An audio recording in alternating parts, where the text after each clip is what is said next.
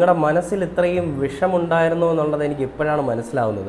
നമ്മൾ പലപ്പോഴും യേശുദാസിൻ്റെ വിഷയം പറഞ്ഞു, പല ഗായകരെ ഒതുക്കാൻ ശ്രമിക്കുന്ന കൂട്ടത്തിലാണ് യേശുദാസ് എന്ന് പറഞ്ഞാൽ യേശുദാസ് മാത്രമല്ല ഇപ്പോൾ ഈ പറഞ്ഞ രീതിയിൽ നോക്കുകയാണെങ്കിൽ ഈ മുന്നിലേക്ക് നിൽക്കുന്നത്. നമ്മുടെ എം ജി അണ്ണനും ആ കൂട്ടത്തിലുണ്ട്.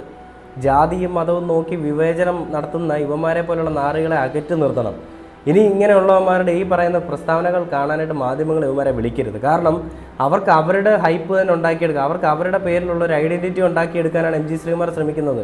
എം ജി ശ്രീകുമാർ എന്ന് പറയുന്ന വ്യക്തി വേടനെ കണ്ടിട്ടേ ഇല്ല, വേടനെ അറിയില്ല എന്ന് പറയുമ്പോഴും ആ വേടനെ ഈ കേരളത്തിൽ അങ്ങോളം ഇങ്ങോളമായിട്ട് ഓടി നടന്ന് ഇത്രയും ഓളം ഉണ്ടാക്കുന്ന ഒരു റാപ്പർ അല്ലെങ്കിൽ ഒരു ഗായകൻ വേറെ ഇല്ല.